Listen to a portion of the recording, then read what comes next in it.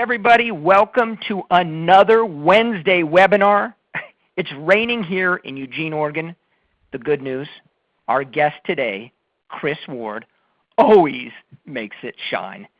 I'm certified. Now what? Well, Chris has some wonderful advice for us today. As a reminder, a recording of this will be available on our blog. Hey, it's blog at cbtnuggets.com. If you have any questions, just ask. There's a little pod window, I think, somewhere on that screen, and we'll answer those at the end of the webinar. Chris, take it away. Thanks so much, Eric B., and everybody out there at headquarters in Eugene, Oregon. I am Chris Ward. As Eric introduced, I'm one of the trainers here for CBT Nuggets, and I'm coming to you live from sunny Phoenix, Arizona. Of course, it's good to have all of you out there. See a whole bunch of names, everybody from two Erics, and even spelled a little different. Good to have Bruno. Mohammed has already chatted in.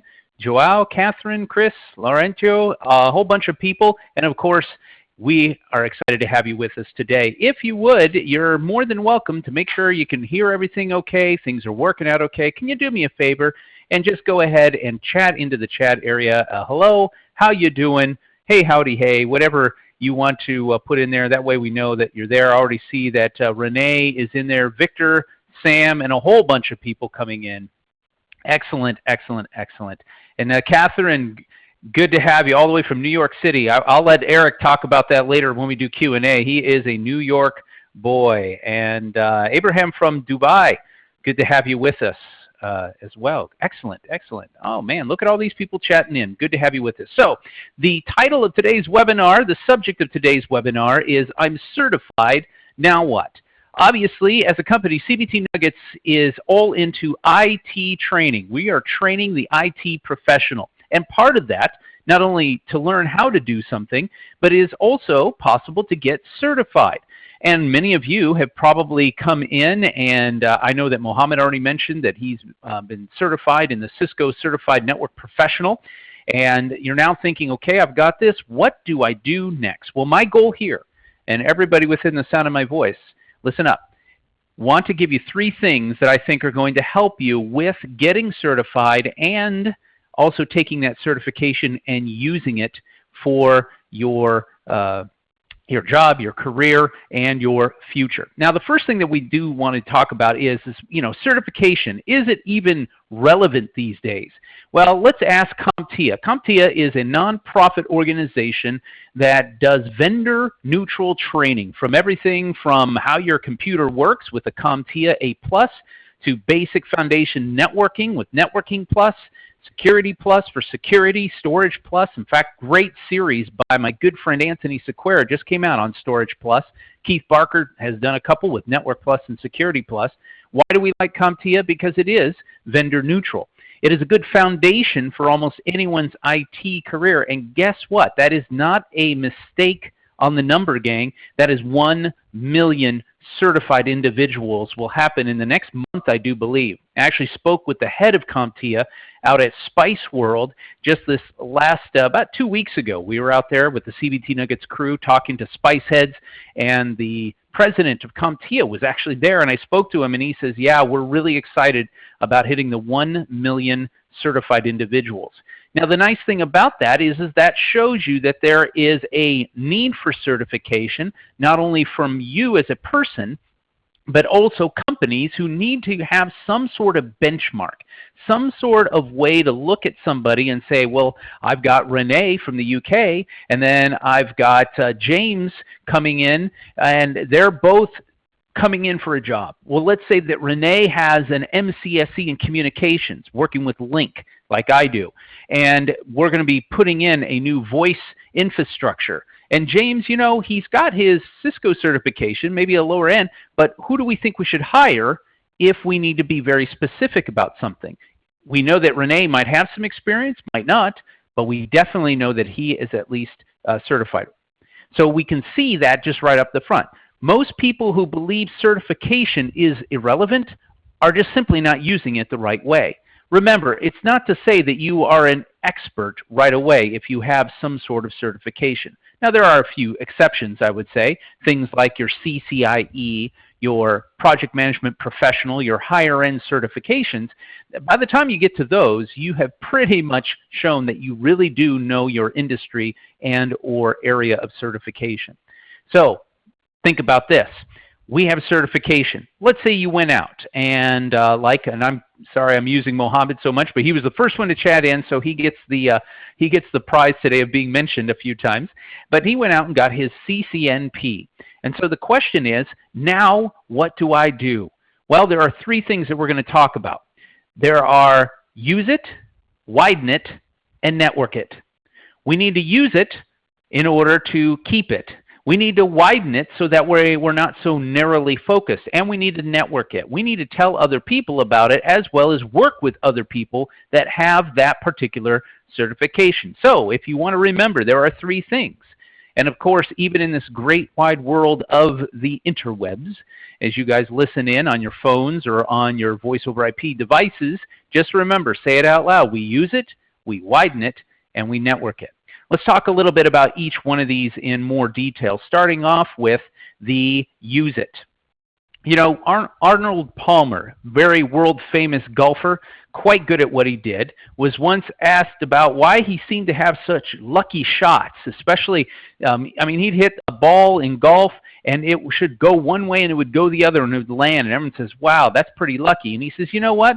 The more I practice, the luckier I get.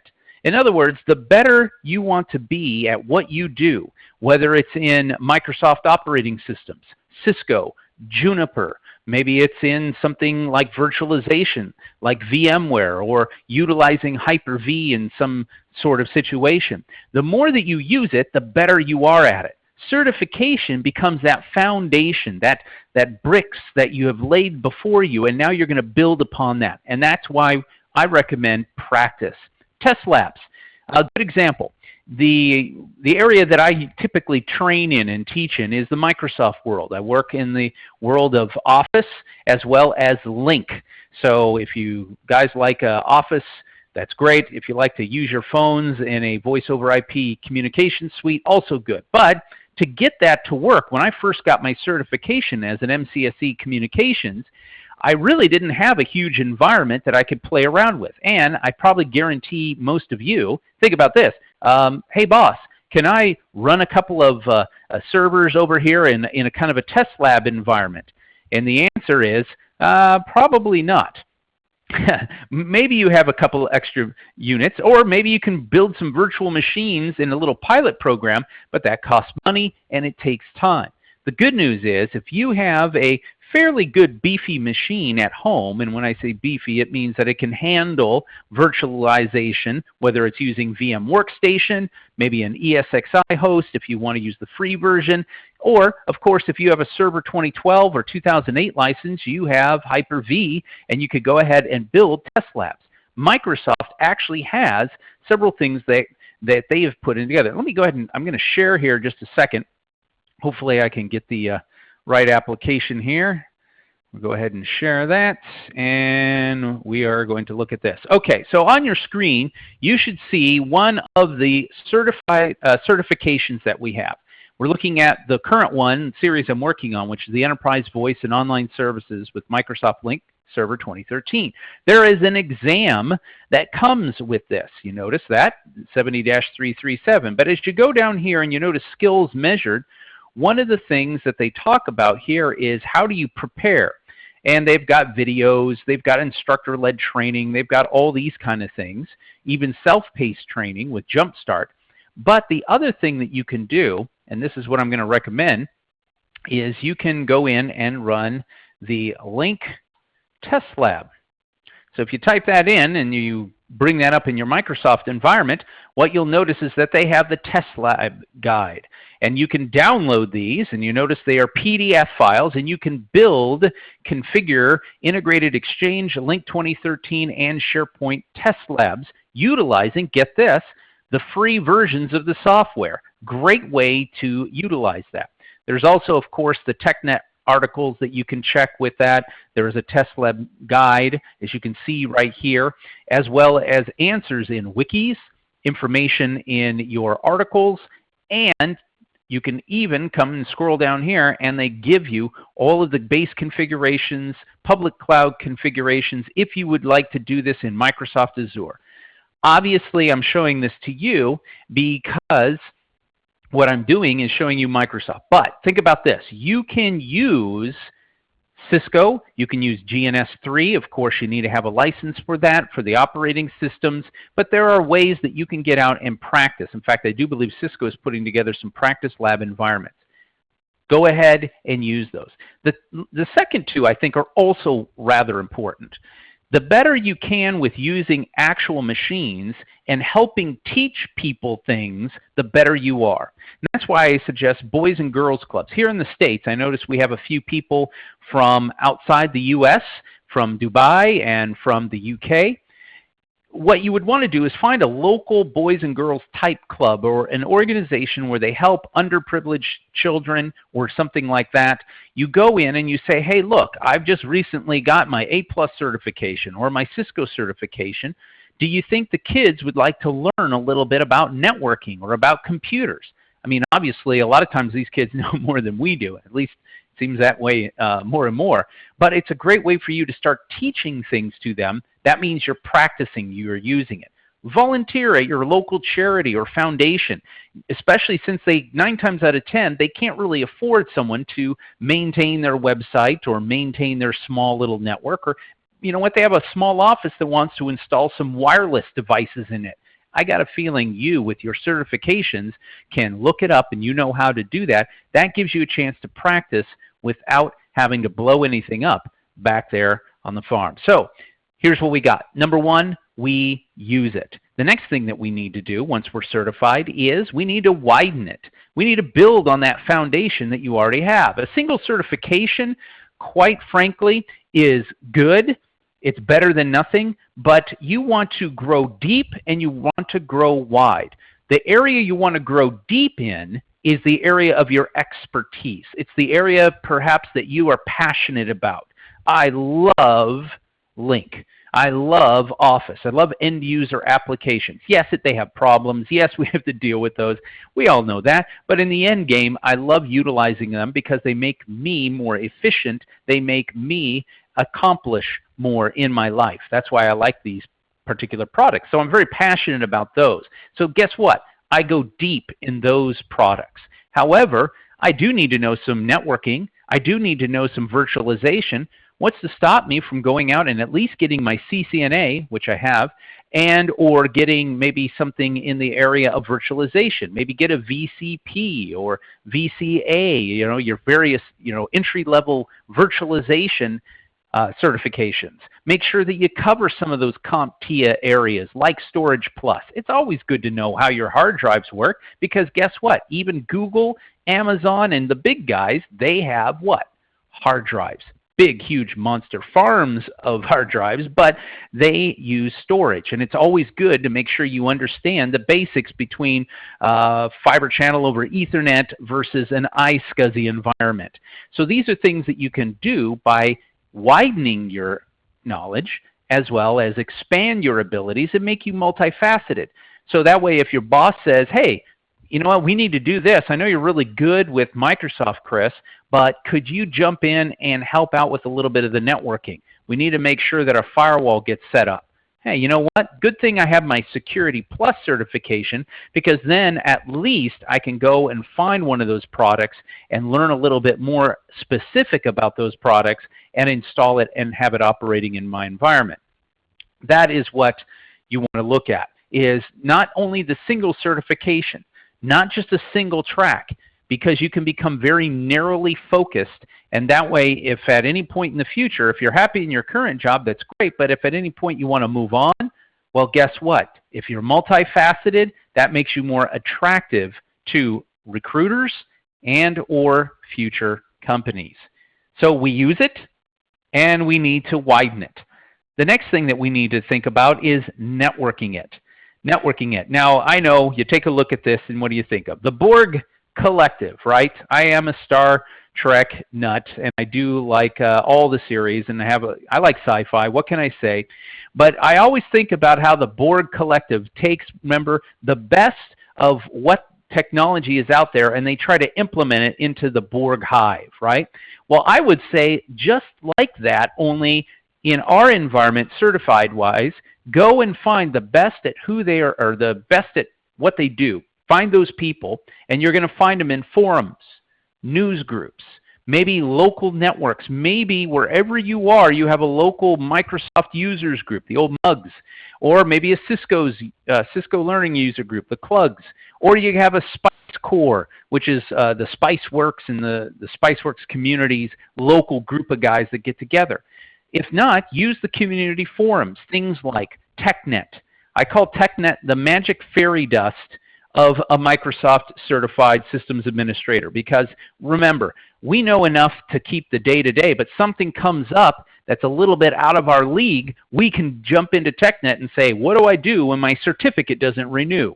Boom, it tells us exactly where to go. We use that, and it helps us. I've just learned something new, maybe. Or I've been reminded of something I needed to know from the past. It's all good stuff. News groups are obviously good. Blogs, as long as they're maintained. Actually, in the unified communication space that I've been finding myself, there are quite a few good blogs, but a couple of them, the guys have kind of moved on to do some other things. The information is still good, but they haven't really updated them very often. So I'll warn you up front. Make sure that you find a news group or a blog or a forum that is being current.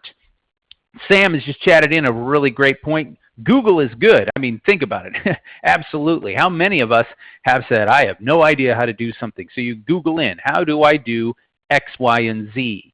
Well, that'll help you out. But if you have very specific searches on specific forums like a TechNet, like a SpiceWorks, I think you're going to find your good answers because, for example, SpiceWorks, you have what are known as helpful answers. When people give an answer and then they try it and other people use it, the more it gets spiced up, you know, wow, that really works.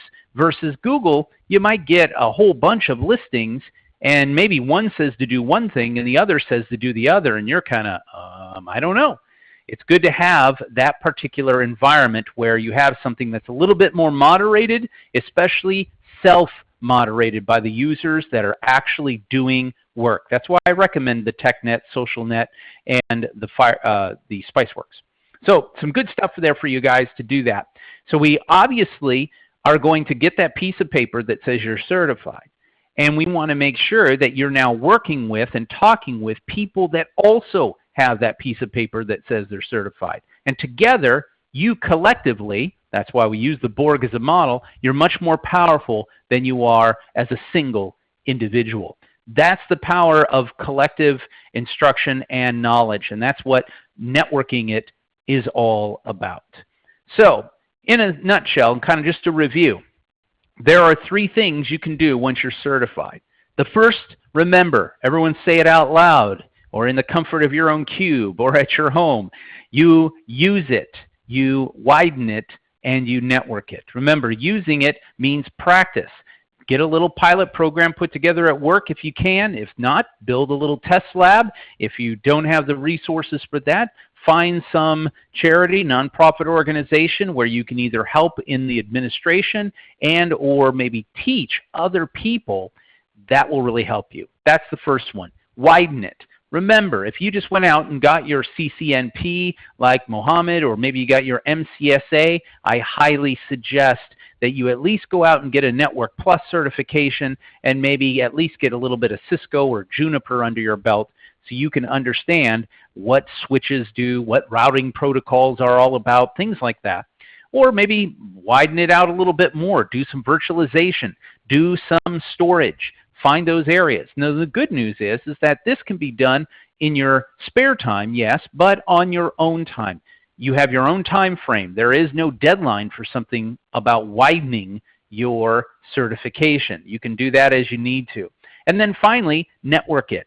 Networking is all about getting together with people. Now I know there is a sense, and I would like to say a generalization, that IT people tend to be introverted. They kind of like just to do their own thing, and you know, they just want to accomplish what they have. if you are that kind of a person, not to say that you instantly have to be this gung-ho person that just goes crazy about everything, but maybe you can reach out a little bit with your local groups, the people you work with, in a safer environment, so that way you can speak to people and network your certification. Because you'll never know that time that you help out somebody like Sam, here who's chatted in, or Deepak, and they get hired somewhere else, and a year goes by and they're looking for somebody with your particular set of skills. It's kind of like Liam Neeson. If you've seen any of Liam Neeson's movie, you notice two things. One, he always says, I've got that particular set of skills. And then he goes around and he hurts people. So two things. Number one is use your skills, and second, never invite Liam Neeson to a kid's birthday party. Okay, that's just not a good idea. The point being, make sure you find the people that have those skills, use them, help them, and then when it comes back around for you needing that assistance, 9 times out of 10, you are the one that they're going to think of when their boss says, you know what, we need another guy to handle this, or we need another lady to handle this. Who can you recommend?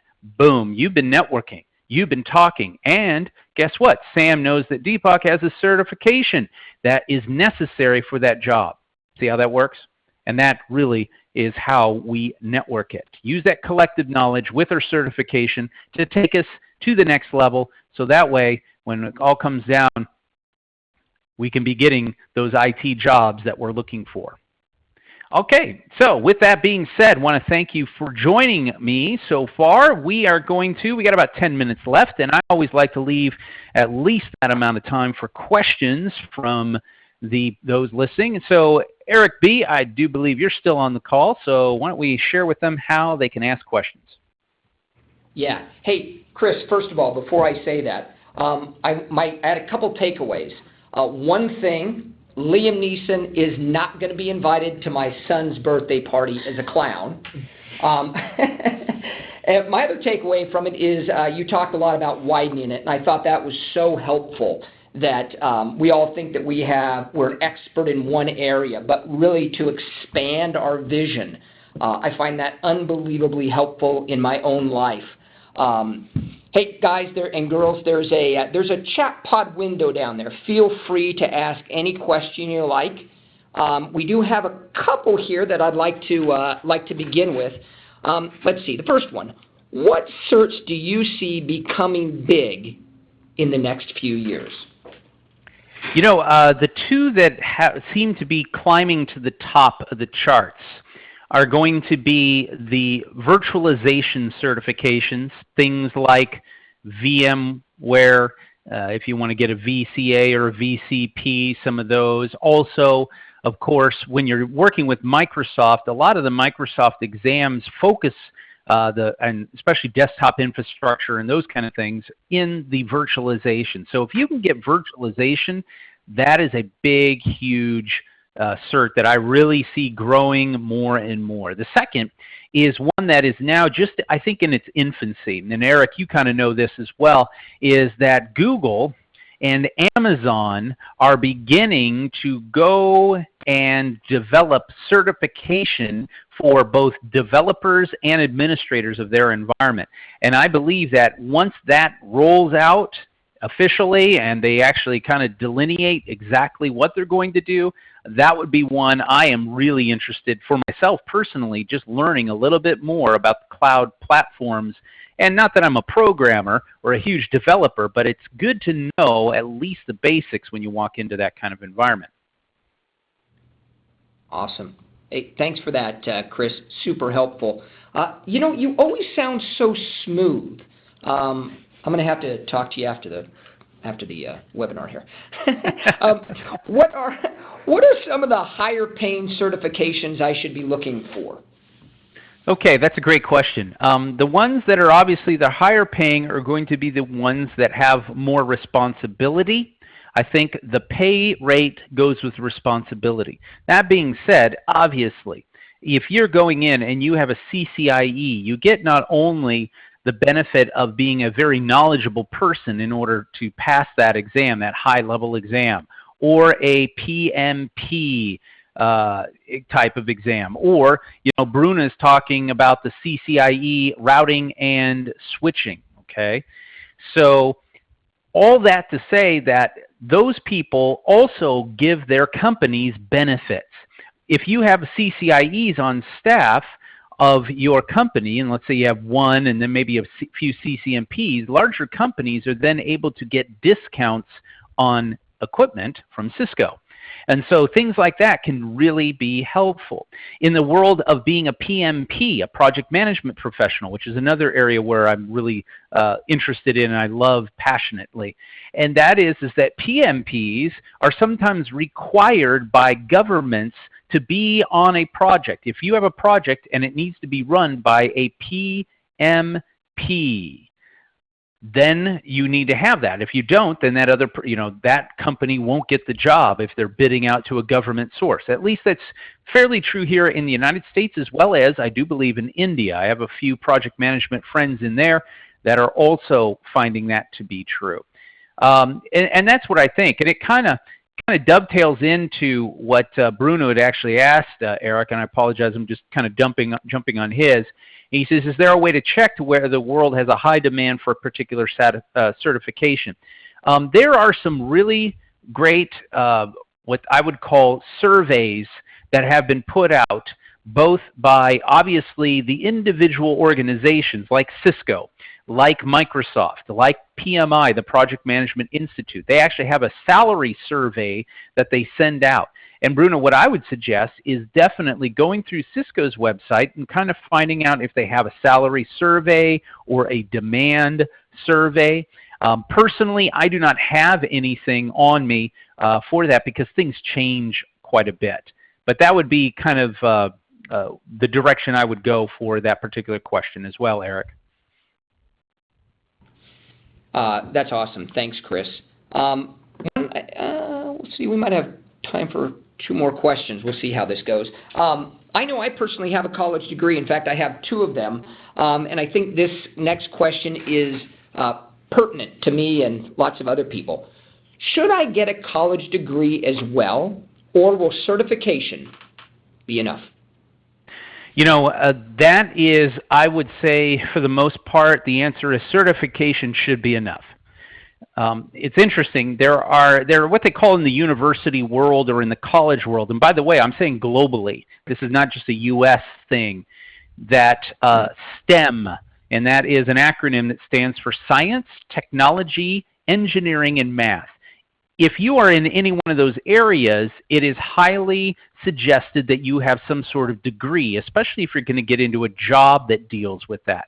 My nephew is getting into electrical engineering and design, and one of the things his counselors are telling him all the time, guys that have actually worked in the field, they go, make sure you get your engineering degree. If you don't have a degree, they won't hire you. You could be the smartest guy on the block. Doesn't matter. You need a degree. Whereas in the technology part of that STEM, science and technology, IT, information technology, is one of their more unique environments where unless you're being more of a teaching at a college level, like my dad, who was a Chief Petty Officer in the Navy for the U.S. and taught for the Navy at one point, but he also taught at the college level, they required him to have at least a master's in computer science degree to teach people computer science. But that was a Navy thing and that was a college thing. Whereas in the case of just going to a job and teaching people on how to use things, they were more interested in my dad's, back in the day, his CNE, and because he was a Novell certified guy and an A+ and those kind of things. So that's probably where I would go. And it's interesting because I noticed that Deepak has actually asked a couple of questions, Eric. I'm going to dive in on this. I don't want him to think that we are ignoring him, and it kind of dovetails into this. He says he has a degree, certification, things are hard, and he's also currently trying to work with some technologies, and he's got some certifications, trying to get that, and it just seems like it's tough all over. And I got to tell you something. Guess what? The thing that you are going to face as an obstacle a lot of time is that somehow it has come around to where hiring managers and people that are recruiters believe that certification is only so good. You need to have some experience. Now, let's take a look back at what I just said. What did I just say? You need to use it. You need to have your practice labs. You need to have volunteer work. Think about walking into the next job interview and they say, well, how much experience do you have, Abraham, with that particular area? And you're able to say, I'm able to not only, I've only worked in these companies, but I also help out at this charity organization where I have been in charge of maintaining the website, doing this, and the equipment. That means something. That shows people that, number one, you're willing to go outside the box to try to take care of some business there, bring it back in, and use it in your company. I think that is probably the best environment there. Now, the other thing that I would say here is that there will always be, we have this tendency, and this is just kind of a comment that I kind of make and I put out there, and everyone should take it as they want, is that a lot of times we live in a world where we are Googleized. And when I say Googleized, I mean we have instant access to information. We have instant access to everything. And there is this tendency in, I think, not just American culture, but also in other cultures that have IT environments to think that you're going to get something in 3 months. You're going to be ready in 6 months, to be, moving from your current job, which might be a help desk tech, to actually running an IT department. That's not the case. There's just the reality of experience and wisdom and understanding that comes from doing day-to-day, just answering phone calls, helping people, doing all that. And that's where you really, I think, find that that's the kind of experience that you can still build. Yes, it might not be the most fun or exciting type work, but if you are consistent in your work, consistency and drive are what recruiters are looking for. And you can also state, hey, by the way, I am currently involved with this, that, and the other, and I'm working towards that. That will really help them at least get your resume, and the certification is always one of those cutoffs. If you don't put in your certification, there are they scan these things in, and they're automatically putting in must have this, must have that, even though later on they go, well, how much experience do you have? Well, get to the interview, get to the talking to them so you can talk to them about what you can and can't do. And I think that will be a big help. So hopefully a long drawn out answer to hopefully a very big question. Wonderful, Chris. Well, it looks like we've come to the end of the show. And I want to remind everyone that if you do have some lingering questions, you can reach Chris. We'll try that again. Chris on his Twitter handle. He's got @Chris_CBTN. Again, if you have additional questions, feel free to send those Chris's way. Also a reminder that if you go to blog.cbtnuggets.com, there will be a recording of this in a day or two. I'd like to thank everyone for joining in. And Chris, as always, thanks for your time, buddy. Thank you so much. Hope to see you folks out there on one of our classes.